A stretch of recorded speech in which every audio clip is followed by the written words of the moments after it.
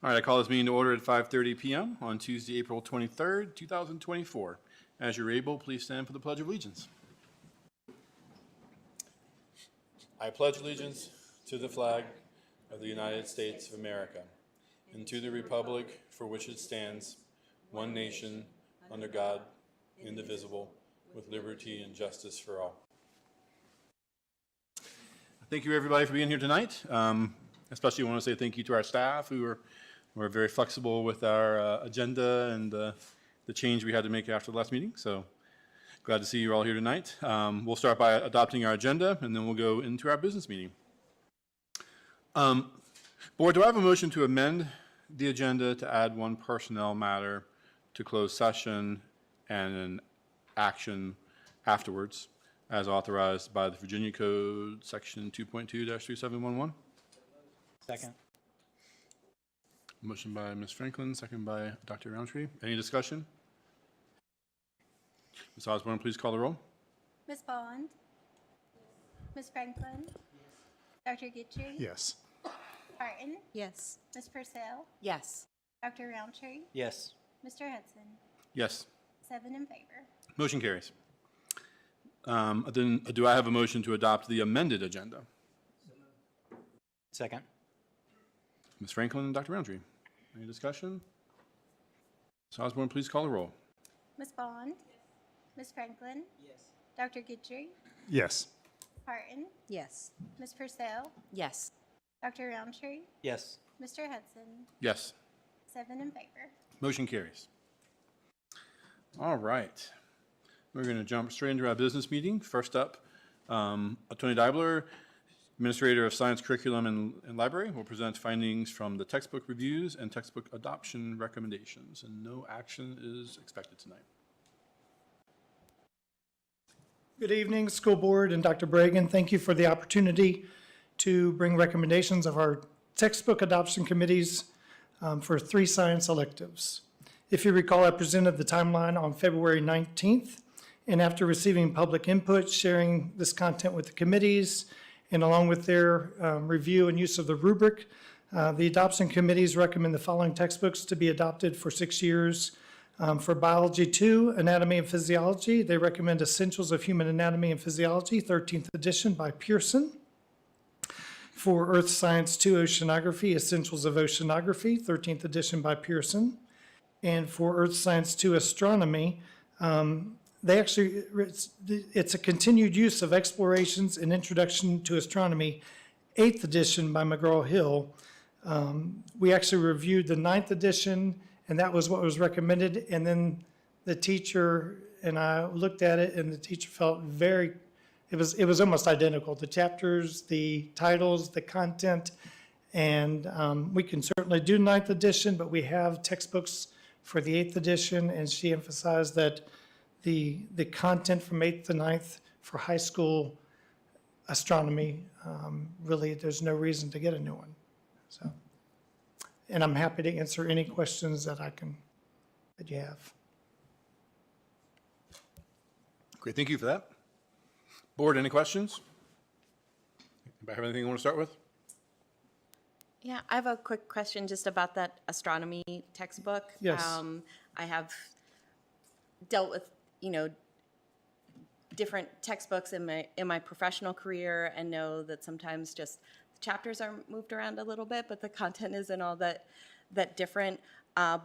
With regard to the astronomy textbook and continuing to use that 8th edition, about how old would the textbook be? Kind of So when we get it to would the have been next cycle. adopted it would have been adopted, I think, in 2017 or for the 2018 school year. So I don't know if it was published I'd have to look and see the published date, but it should have been maybe a little bit before that.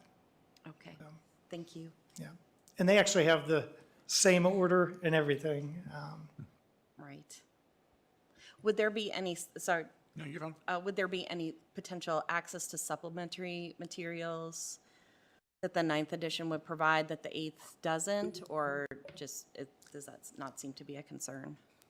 So there's only one teacher that teaches this course in our county, and or at least this past year, and she emphasize that she has the resources and utilizes the resources from the 8th edition.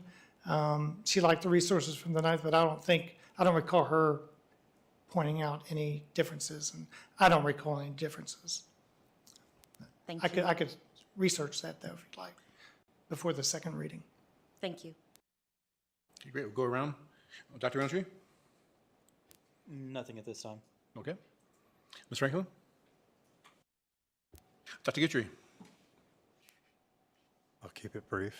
A question about the textbook adoption committee. So looking at this list, it was BHS rep, CHS rep, school board office rep. Was that the extent of the committee? Did you involve any community members or other individuals? No, I did not. I utilized the process that I had seen the year before and did not have community or parents or anybody else on the committee. Okay, thank you. Ms. Pardon? So no questions, but do want to make a comment. I'm not sure about the oceanography or the astronomy, but I do know the anatomy and physiology. I have been through those books frontwards and backwards, and I think I know them. But my daughter, they were great. They were excellent books. So she did very well, and it was due to those textbooks being so thorough. So I just wanted to add that comment. Very good. That's great. Ms. Bond? Okay. I don't have any comments either, so thank you so much. I appreciate it. Okay, thank you.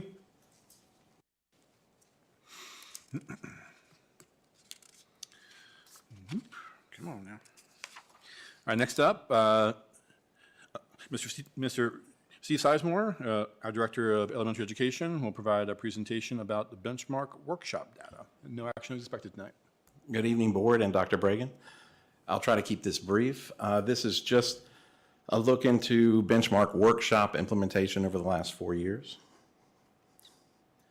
Some of the highlights for our ELA curriculum: we implemented a 2-hour literacy block. We've implemented letters training, and we have connected an intervention and enrichment period to our ELA block.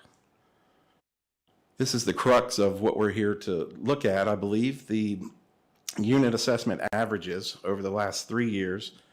And at the end, you can see that 3rd grade is 63%, 4th grade 65 overall, and 5th grade 65, up from when they were in 3rd grade at 61 at the beginning of implementation. For perspective, I put in some SOL pass rates for 3rd grade for the past 3 years. You can look at MCPS in the dark blue and the state average in the orange. 4th grade and 5th grade. And then you can look at our district averages for grades 3 through 5. Again, MCPS is in the blue, and the burnt orange is the Virginia average. These are SOL reading scores during benchmark implementation. You can see the state average and then the MCPS average. Takeaways of 2023 5th grade student pass rates increased from 64 to 76%, and 22-23 4th grade student pass rates went from 76 to 79. This is from our literacy report from the state. The takeaway is across all grades, the below benchmark rate fell by 4.1 percentage points from fall 22 to fall 23. Looking at our PALS data. Also, from our literacy report and our PALS data, the percentage of students in low-risk group grew from fall 22 to fall 23, and the percentage in the high risk for developing reading difficulties group fell, making improvement for the second consecutive fall assessment window. And you can see 23 is very close to 2019.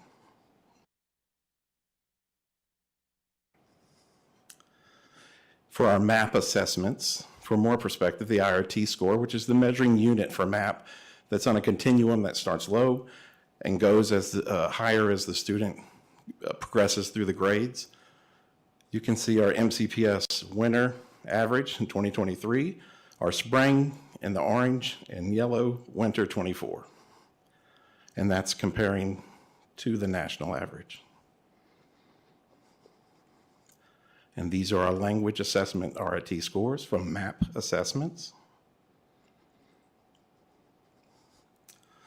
Our next step, textbook adoption and VLA implementation from the state. And you can see in this slide some of the things that are going to happen with the VLA in the coming year. And I'll try to answer any questions you have. Great, thank you, Ms. Sizemore. Board, any questions? Who wants to start? I'll start. Yes, ma'am. Okay. So you're going to hear this over and over again until I don't have to say it. So when we're looking at test scores and rates of whatever, I would like to see it broken down into the different groups of children Yes, ma'am. so that we can see actually what's going on within each group, so that we can keep a good track of where our students are not performing at a level they should, so that we can put more emphasis on that. Yes, ma'am. Thank you. Dr. Roundtree? Yes, I think we're making great progress coming out of the COVID-19 pandemic, and our teachers are doing a great job.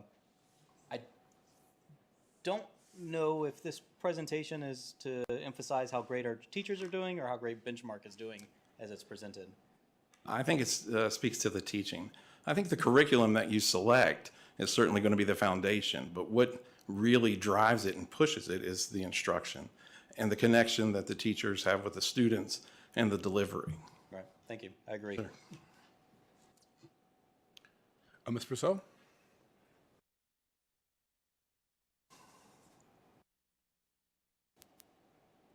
I'll pass right now. Yeah. Okay, come back.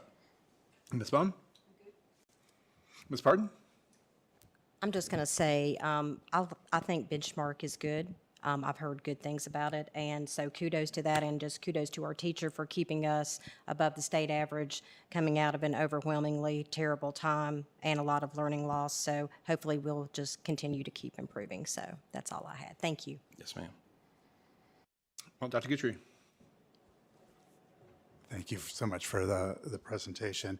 A couple of questions. One, so with this presentation and then the prior one, the initial one that we had about benchmark, there was mention of VLA in our implementation. Is there going to be a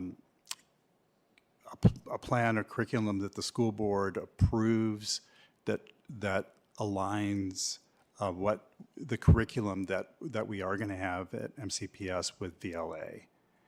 Because there's talk of a plan, but is that actually going to be brought before the school board and approved by the school board, separate from benchmark? It would be approved from the state school board, and then we'll have to implement what the VDOE is asking us to do. I can show you the plan. You can have access to everything they're asking us to do. Well, I know that the VDOE has a plan, but then the school districts are supposed to develop their own plans to conform with VLA. And so, Oh, yes. We certainly do have a plan that we have been working on, and Dr. Wickham. Yes, so we're currently working on the Virginia Literacy Act required plan, the Division Literacy Plan. We have another meeting coming up on Monday. We have a training tomorrow with the VDOE, and once we get that in a final format, we'll be bringing that forward for your review. okay, great, thank you. And well, I guess I'll reserve my next question for that presentation because it has to do with board policy in relation to the VLA. So, thank you. I'll just add one, I guess one small question and then comment. The only comment is about these UVA looking colors you got in these bar charts in here. We're going to have a conversation about that. No, they were copied right off the state.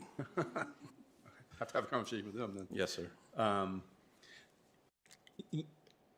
Maybe we've discussed this at some other meetings, but just looking at the SOL scores in the slides that you presented to us, those three 3-year comparisons, kind of across the board, both in our district and the state level. There's like a little bit of a step back in the last years. Has there been any discussion, explanation for kind of what's going on there? No, I think part of what we could explore is implementation of instruction. How are we doing now that we've learned, letters, science of reading? Are we focused on the comprehension part as much as the phonological part? Are we dropping the ball there? Are our small groups as rigorous, I hate to use that word, but are they what we need them to be? Okay. I mean, still way better than back in 2021, but And could get better. Yeah, I mean, we can improve. that's right. You know, Dr. Bragan always likes to say 75 looks great, but there's 25 that didn't pass, if I'm reading these numbers right, right? So Yes, sir. still something to work on there. And our student groups, like Ms. Franklin mentioned. Right. Okay. Board, any other questions or comments? Yeah, please.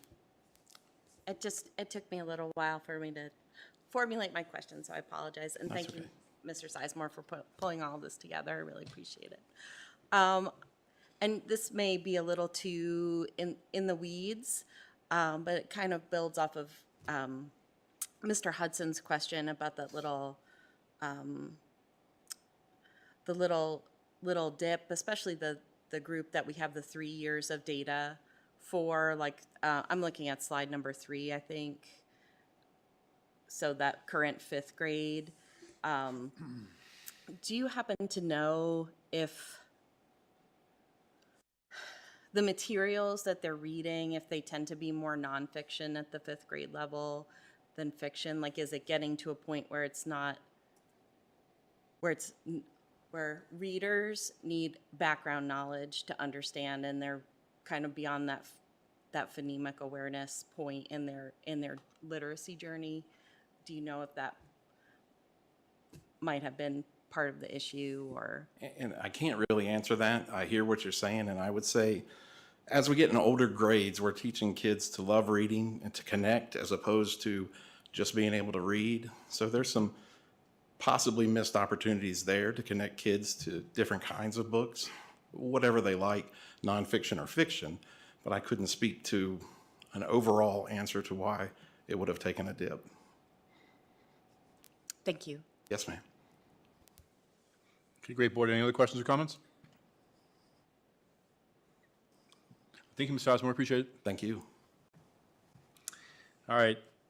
Next up, Tricia Metzel, the Administrator of English Language Arts and Reading Intervention, will present findings from textbook reviews that were conducted in accordance with the Code of Virginia and the Virginia Department of Education textbook review and approval process. No action is expected tonight. Hi, thank you. Nice to see you all this evening. I have to say thank you for this opportunity to go through this process. It's been a great learning experience. It's also been really great to have an opportunity to really talk with teachers and have those in-depth conversations about curriculum and what's going on in the schools. So thank you for that. So I'm just gonna briefly kind of go over a little bit about what we did through the textbook adoption for ELA. Of course, we know the Virginia Literacy Act is being implemented in 2024, so we are required to have high-quality instructional materials to support classroom instruction. So on March 6th, we adopted or established an adoption team that was created, a total of 33 people, 4 parents, 2 principals, 1 ESL teacher, 22 classroom teachers, 2 special education teachers, 1 resource teacher, and 1 gifted resource teacher. On March 7th, Google Forms were created for community and parent feedback, which included their name, email, their role in the community, and of course the feedback that they had on both of the curriculums. The process and timeline was then shared with you at your retreat on March 9th. March 12th through April 5th, all materials were publicized. So we had online resources provided on the website, on our MCPS website. They were also provided at 4 locations throughout the division. We had sets here at the school board office. We had sets at Auburn Elementary, Eastmont Elementary, and Kipps Elementary School. Posted on the walls were QR codes so that people could use the QR code for their feedback if they didn't prefer to use a paper pencil version. And then we held multiple committee meetings, and you can see that the agendas are linked there for you. And We then had a second committee meeting and vendor presentations, which then have the results attached to this document as well. Any questions for me? Okay, thank you for that. Board, any questions? Who wants to start?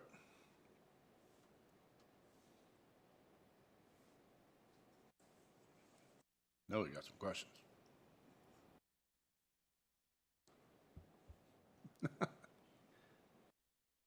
You're red. I guess I'll start. So you just walked us through the process. So the recommendation is, So the committee has recommended Benchmark Advance, but our teacher feedback supports Amplify.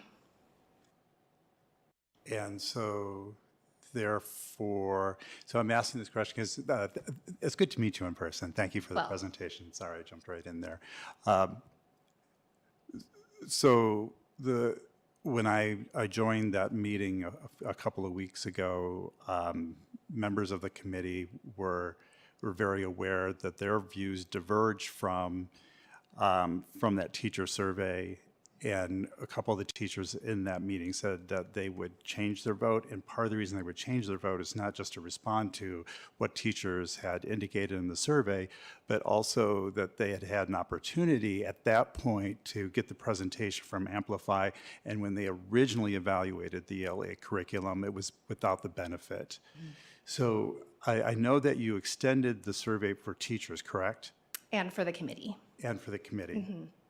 Okay, and correct me if I'm wrong, but I just double-checked, what was the percentage from the committee after having the opportunity to change their vote? 54, I believe it was 55 to 45 roughly. In So favor? 55% had elected Benchmark Advance. Okay, I must have just read that incorrectly, because I thought I saw it a little differently.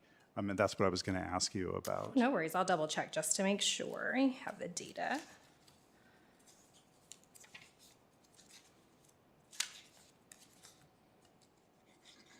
And of course, all my little sticky tabs that have my notes on it got all bent up. So reading them is a little, 55.2% were for Benchmark Advance Okay, I misread that. and 44.8 were for Amplify in the committee.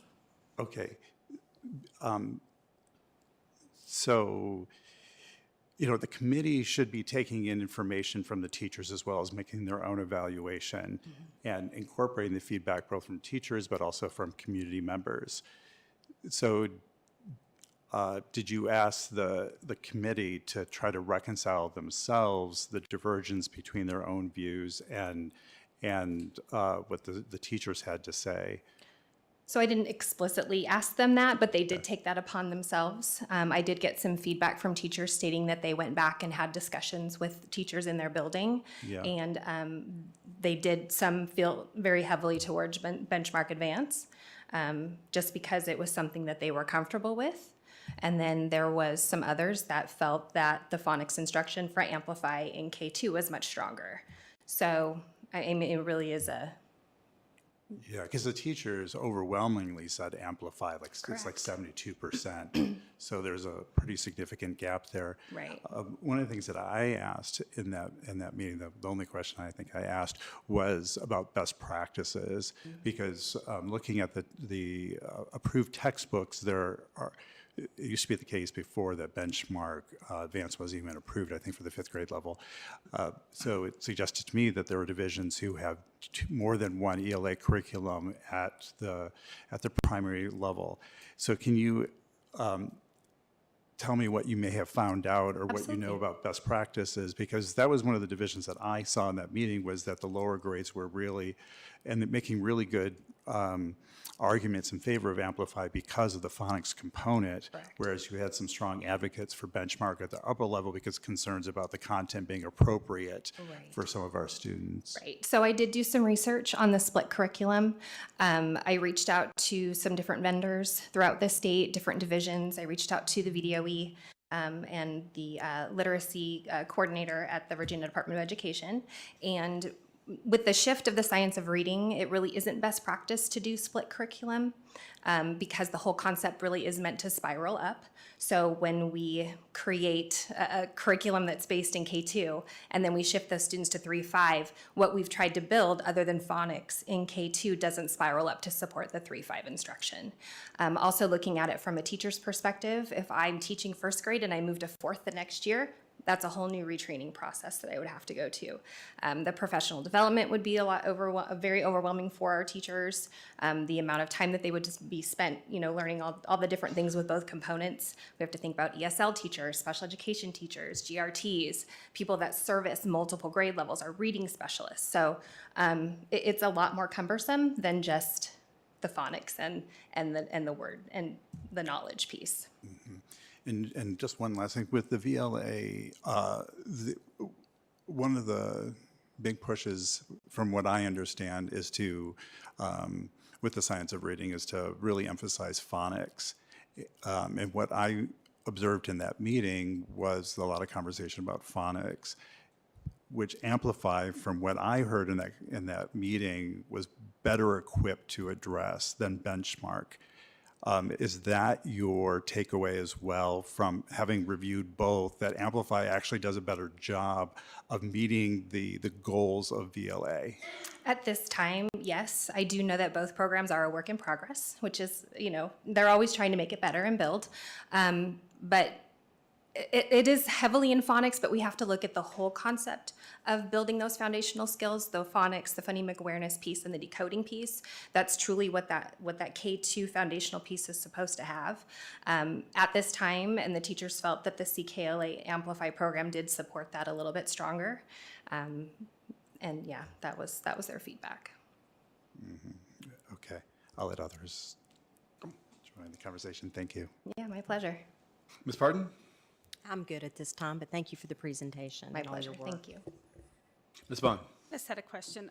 In the past, I've heard from some teachers that the change, as well as you were sharing, that some people with the benchmark or more, that's one of the frustrations is, okay, we just got settled and now we're changing to another one. And the cost of the professional development, all of that's not involved in the $400 and some $1,000 quotes that are here.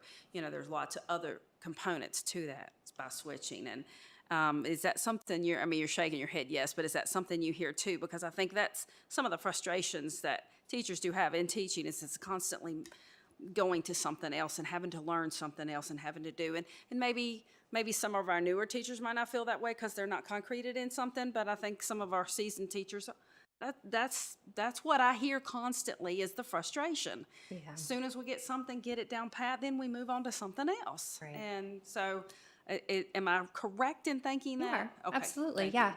you. And consistency is a big piece of that, right? Having something consistent that they can use is a huge piece, yes. It seems, there's always something coming out that's bigger and better, but that doesn't mean that it's the best. That just means that Absolutely. it's brighter and shinier. And if we look at that, we're constantly never figuring out one thing and moving forward with it. And nothing's ever perfect, right? Like there's always room for improvement Exactly, because what happens at exactly. your school doesn't necessarily work at ours. So we just have to always find that balance. Exactly. Thank you. Ms. Purcell? Well, so I understand from your presentation and the things that I've read that there's really great support for new and emerging readers in the younger grades with Amplify, but then as readers progress to 3rd, 4th, and 5th grade, how do you see that progression? I'll ask it open-ended before I. So in terms of selecting the curriculum, or I'm not quite sure if I could just have you clarify a little bit. So some information that I have is just variety of texts that students have access to. For example, Benchmark provides a wide variety with some contemporary authors, and then some information that I had said that Amplify focuses on a lot of nonfiction text, which I think is great. I love reading nonfiction, but also to make sense, you need a body of knowledge because some of the vocabulary terms will just be, for some kids they'll know, and Overwhelming. for some kids they won't. And also some of the fiction included things like Shakespeare and Don Quixote. And are there other things for the older readers to connect to, or is that kind of it? Well, that's big pieces of it, and what you're saying right now, I've heard as well. When looking at some of those big name, topics, it is a little overwhelming. The curriculum does kind of, I don't want to say dumb it down, but it just kind of brings it down a little bit to their level, just so that they're having exposure. Both curriculums do that. Both of them really provide some really great background knowledge for students and provide the build of vocabulary, which I know you had asked that question to Mr. Sizemore, and we truly know that if these students are exposed to the materials and they're taught the vocabulary, it's going to build that background knowledge. So it is a little more old school, I guess, in Amplify, where Benchmark Advance has they're more familiar terms for students when it comes to the material. Thank you. You're welcome. Dr. Roundtree.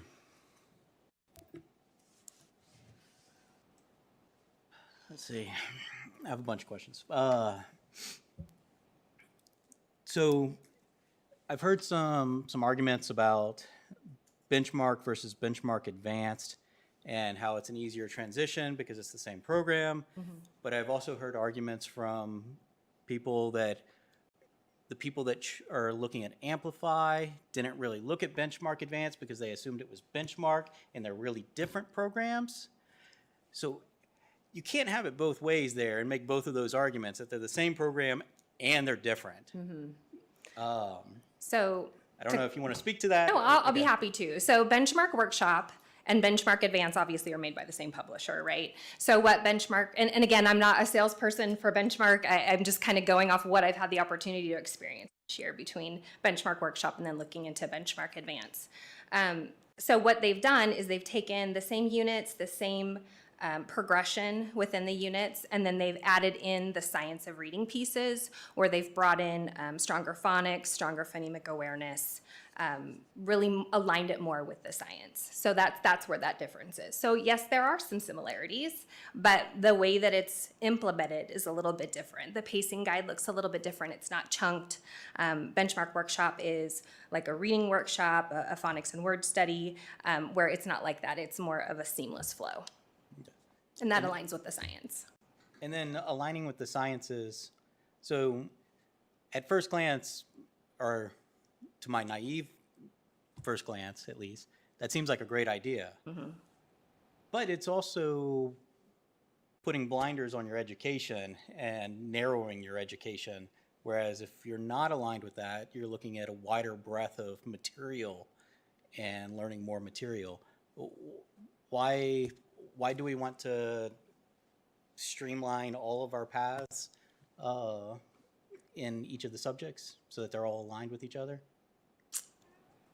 I guess there's a couple different, obviously we're doing this because we have to. We're told that we do have to find high quality instructional materials, and the VDOE has provided us with a list of what we can select. Right. If you really think, and I'm not quite sure if I'm going to answer this correctly, so you can stop me if this isn't what you're looking for, but if you're looking at specific content, are you looking at why do we teach nonfiction in Unit 1 and then fiction in Unit 2, or why do we teach government in Unit 3? Is that kind of what you're asking? Maybe my understanding is incorrect on what Benchmark is doing. It sounded like Benchmark is aligning with other subject matter that's taught throughout the day. So that is But Amplify is not. No, they are. They both do. That is actually a practice of the science of reading, is to get the students more into nonfiction text of science and social studies and bringing those in, and then bringing in reading strategies. It really is more along that spiral effect, being able to kind of tap into all of the resources in multiple content areas. Okay. So we all become reading teachers, even math. Right. Don't tell Jennifer Wall. And then just a couple more questions. So we've already concluded that Benchmark is not as good at foundational instruction as Amplify. Why would we choose a curriculum that is not as good at foundational material? I can't answer that. That's kind of something that was the opinion of the teachers. You can look at some of the responses maybe that they had. They might be able to answer that for you. I guess you would have to look at the strengths and weaknesses of both programs, you know, kind of like what we had mentioned before. Not everything is perfect. Luckily, the VDOE is opening up an opportunity for supplemental materials and intervention materials. So if there was something either in Amplify or Benchmark that did not support what we needed, we would have an option to be able to supplement that. So if we were looking at a program that we thought maybe wasn't strong enough in phonics, we can find something that might help support that. Right. It's nice to have an all-inclusive program so that teachers don't have to go and search for supplemental Right. material, as I understand that many of them are doing today. Right, and the goal is to not have to do that. It's to be able to vet through and find really strong pieces that are going to support their instruction and support the learning of our students, ultimately. Right. And my understanding is that Amplify has very well put together Google Docs material for classroom instruction. And I also understand that, or my understanding is that Benchmark does not. Is that a true statement? As of today, that is correct. Okay. So as of today, Again, many items, it sounds like Amplify is better, at least at the teachers obviously think it's better because it's 72% that they're choosing it. So, all right, thank you. And thank you for taking care of the correct. Yeah, my pleasure. Ms. Franklin. Okay, so you just answered my question about supplementary material. So along with that, do we have PD that helps our teachers understand how to use that, especially with the phonics, and making sure if we go with Benchmark that that program will still be supported to give the same level of instruction that the Amplify does? That's the goal. Do everything in my power to get the resources to the teachers to support their classroom instruction. However I have to do that in the limited time that we have, I'm going to do my best to make that happen. Okay, thank you. We'll have a couple in here. Dr. Roundtree kind of touched on one of my questions, but I find this to be a very interesting comparison, right? Because you've got one program that's slightly different, but people already kind of have their own opinions about it, right? And you got something brand new, right? So what did you do, if anything, to try to help the folks that already felt like they had made up their minds to have an open mind about Benchmark Advance? Like, in terms of the sessions, like did you get an even number of teachers in both of the reviews, or did they all go to Amplify and assume that they knew Benchmark? They all went to Amplify. Okay. And I think they had some background knowledge in Benchmark. Ultimately, it was keep your eye on the path, right? Like, what's our point here? Our point is what's best for kids, ultimately, what's best for classroom instruction, and what aligns with the science of reading. We have hundreds and thousands of documents that support how the brain works and how students learn to read and how those foundational skills are important, but also bringing in diversity and background knowledge and building vocabulary. So ultimately, that's the big picture. If the curriculum supports that, then we need to as well. Okay. And I guess maybe I missed this in here, or maybe I'm just saying the quiet part out loud, but if the teachers are saying one thing and the committee is saying something else, which one are you bringing to the board as your recommendation? Well, according to board policy, it's bringing what the committee suggests, and that would be Benchmark Advance. But again, it's definitely has to be, the teachers are asking for a change. Chair Hudson, can I say a few comments? Please. One, Ms. Metz, we really appreciate your efforts and what you did in putting this together. And we've talked at length about this in reading curriculum. I'm old enough to remember when it was phonics versus whole language came out when I was a young teacher in late 80s, early 90s. And as a young teacher, I'm looking at this saying, this makes no sense to me that these forces are diametrically opposed because you need to learn how to decode, and yet you also need to derive meaning from text. It seemed like that just made sense at that time that we need to do that. And the fact that now we're at the science of reading and we can use brain imagery and prove that, you do need to explicitly learn the phonemes and learn how to sound out, that a language with 26 letters and 44 sounds is difficult for children to master, and it takes explicit instruction to do that. So we really appreciate that. When we had our conversations, and I'm trying to bring it roundabout to your question, Mr. Hudson, in a few meetings ago that I think you asked, well, can we just do one for K1 and 2 and do something for 3, 4, 5? And I, being the arrogant person I am sometimes, said, well, Mr. Hudson, in my long career, we've never done that, or something silly like that. And then when we looked at the data and went over it and we were talking, I was like, you know what? Maybe King Solomon splitting the baby is the answer here, because it seems like people were embracing the idea of K1 and 2, and Amplify was a stronger program than, let's say, and Benchmark had a more appropriate use for grades 3, 4, and 5. But as we talked about it, that's really not an option for the reasons that Ms. Metzel said about the special education, the reading interventionists, the teachers that go to different grade levels. It's two totally different programs, so that doesn't make sense, right? As we weigh through all these options, we brought to the school board the questions that you asked, Mr. Hudson, was exactly what we're asking. Well, the committee went through the process, they did all this work, and they're here, and yet we resurveyed the teachers, and they're here. So that's why we brought it for discussion, without somebody strongly coming here and saying, hey, Ms. Metzel, we're going to do this or we're going to do that. We wanted to talk about it with all of you as a first read and get your read on it and see where we are. If that makes sense. May I ask a question? Yes. So I may have misread the percentage. You had 137 responses, and it was 33 of the teachers, 33% who had said benchmark. Of the two,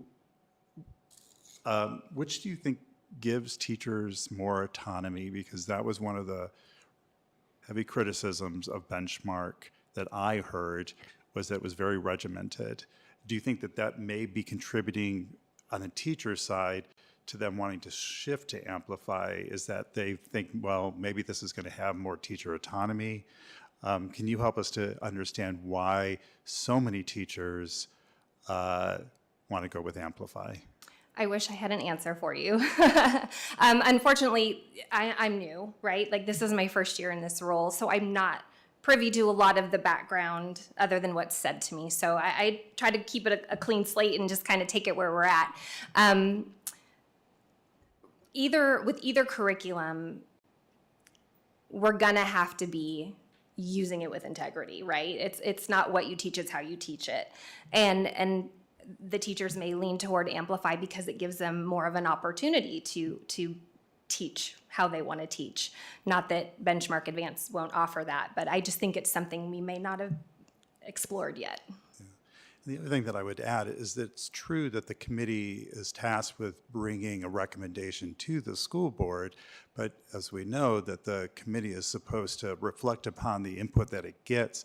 And so because the committee wasn't actually asked to reconcile, to say, okay, this is what teachers are saying, you know, how do we respond to that? And does it change our ultimate vote? Because my understanding still is that with that percentage, it was based only on their personal feelings having assessed. And I don't want to say just their opinions, but their professional opinion, what their preference was, rather than based on all of this information, what do we think is best for the division as a whole, especially when only 33% of the teachers are saying go with Benchmark Advance? I would be happy to reconvene with the committee if that's okay with you. I know, and I don't know the rules, so if anyone can direct me in the right direction, that would be great. But I would love to reconvene with them, and if that's something you would like me to bring back, I would be more than happy to, if that's the protocol. That I mean, that would be my recommendation, because I don't want to override the committee, but when I see such strong support for Amplify, it's hard to say, especially when I know that they were asked to personally evaluate rather than to take that final step. right. No, I completely feel you on that one. 100%. I understand your point about overriding the committee, but really, I mean, this is a coin toss. It's 55-45. And you're talking about 30 people And out of those 30 people, there's only 5 parents. The rest of them are educators. They may not be classroom teachers, but they're principals, they're ESL teachers, they're reading specialists. These are educators. There's only 5 parents on there. So to me, even though it may look a little percentage skewed, it's because the number of educators are skewed to what is community members. I mean, so it may look this way, but really, when you look at 5 out of 30, how could you not have in my opinion, it's a skewed percentage. Can I Not quite respond to following that? People on the committee, as if I'm seeing it right. You've Right. only 5 of those are parents. The rest of them, even though they may not be in the teaching category, they're still educators. Right. So, and I understand you were saying there was like 72, or it's 45 to 55. So, 45, 55, and then with the Percentage. teachers, it's 3366. all right, but there's a whole lot more teachers there, and if it's not taken into the account, the other 1, 2, 3, 4, 5, 6 that I consider educators into that percentage of teachers, then do you see what I'm saying? Can I just interject? You have much better statistics on the teacher number than you do on the committee number, because you just have more people. As you get more people, the counting statistics go down, so you're more confident in your percentages. I don't think so either. So, Ms. Bond, just to respond to that, it's only the teachers who were in that wider survey, so they are the professionals, and they are the ones who overwhelmingly said, go with Amplify. Oh, okay.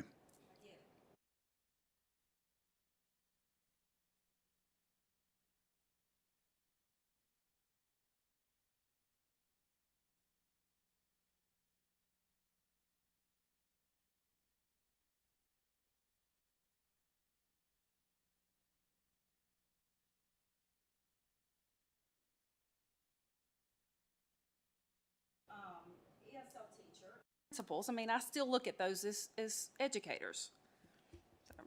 I agree with that. They're all. I get it, but to say you're putting. What's that? I didn't hear what Dana said. She said it may.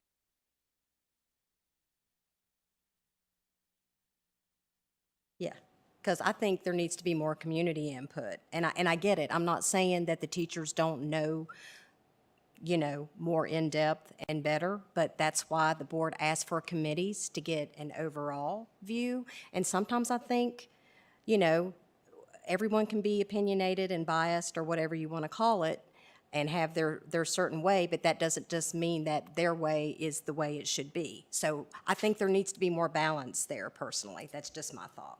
I know what you're saying. You're saying that the reason that's dropping to 50-50 or 44-55 is because of the community input is pulling it towards benchmark. But we don't. This is a blind survey, right?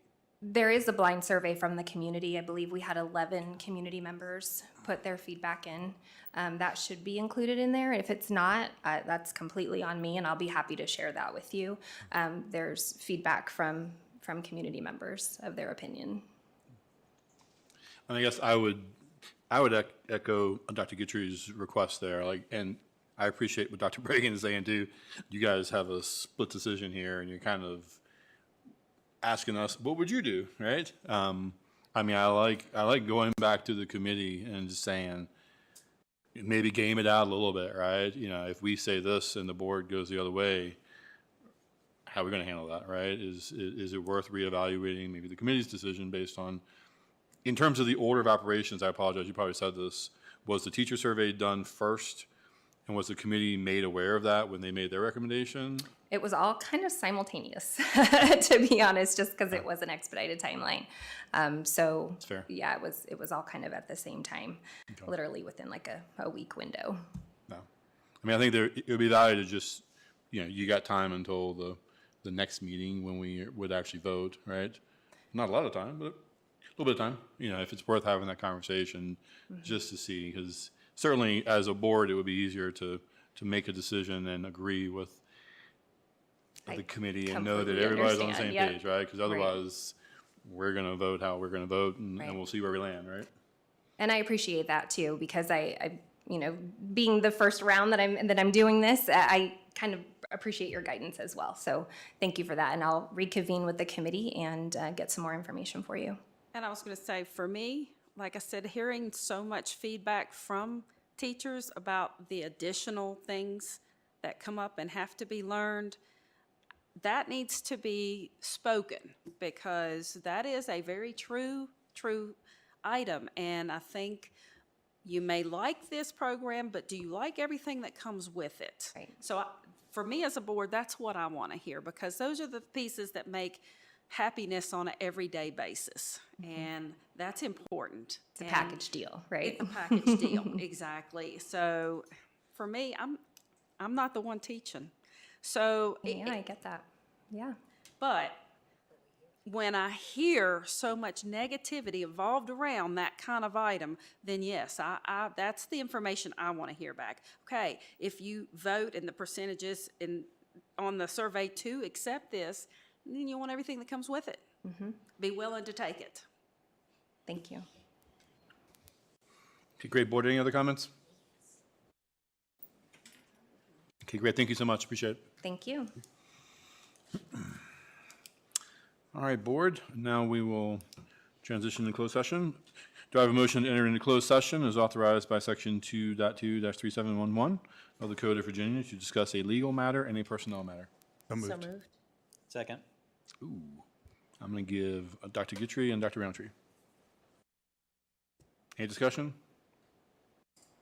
Ms. Osborne, please call the roll. Ms. Bond? Yes. Ms. Franklin? Yes. Dr. Guitry? Yes. Ms. Parton? Yes. Ms. Purcell? Yes. Dr. Roundtree? Yes. Mr. Hudson? Yes. 7 in favor. Motion carries. We are now in closed session.